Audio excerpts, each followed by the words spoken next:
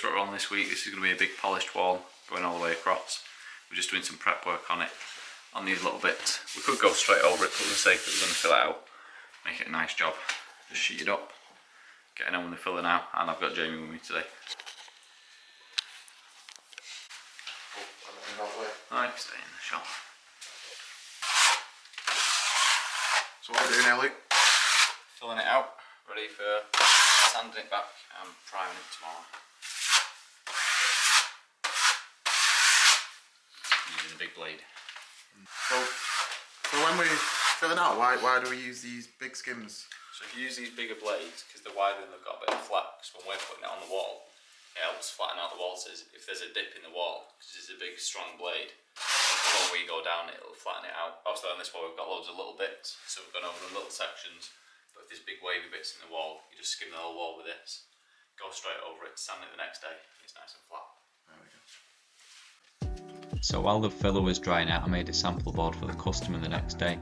I did it in a brown colour at first because that's the pictures that we sent over for the idea and the inspo, but it turns out the customer wanted it black and grey instead, which isn't an issue as long as we've got the similar sort of pattern in there that we want. So I start off by putting my lighter colours on and then build the layers up with the darker colours to see where we get to.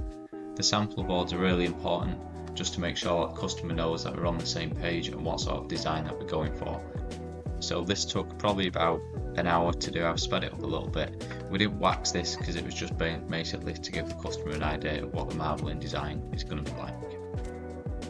Once it was done, they gave us the yes and carried on, saying it was time to get the other coats on. By this time I've already put 2 base white coats on. So this is the trowel kit that I'm using for the job. I'll just show you what's inside it. So gold trowel, just got a nice gold handle on it. And then normal one works out a little bit lighter. What I'm going to be using to put on today is the spatulas. These are quite new. Not a lot of people use them, but I put them to the trowels. You get a bit of a nice finish with them. A smaller one too.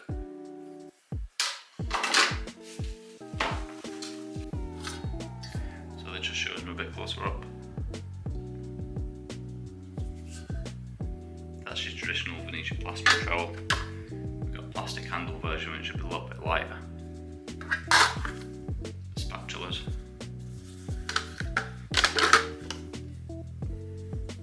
And these are great for these polished finishes. And this is a Japanese trowel, so it's got a little bit of flex on the blade. See? So by this stage I've already got 2 base coats of white on. I didn't feel like filming that, to be honest, because it is pretty boring and it doesn't make for good viewing, definitely not. So this is the top coat that I'm putting on now. So you can see I've started on the side patch there, and we just build the marble through in different layers. So here I'm putting the black going straight through. Once the black's on, I'll burnish that and then enhance it with some grey and brown colours running through. It's quite a slow process, and the key thing for this is to keep standing back from the wall and seeing where I'm working. You can see in the shadowy bits there on the bit that I've not done, I have got lines drawn out. What I did with that is I went around the wall first with a pencil and drew some rough lines of where I want my marbly veins to be. We always start off with the lighter colour and then build up to the darker colours, so we can always cover over the lighter colours if needed. I didn't get as much filmed as what I wanted to on this job, to be honest, just because I was concentrating on the marble rather than sort of making the videos, but I did get quite a bit of putting the marbling process on. Once everything was on, I tried to mimic it on the other side because I wanted this like a buff match marble. So again, this just took a few little measurements and a little bit of time, and then we went on with the airbrush to paint in the little veins. When we're painting these little veins in, it's just to accentuate the veins that we've already put on the wall. So these little veins make everything look a little bit more natural. I just follow around the grey sections and stuff.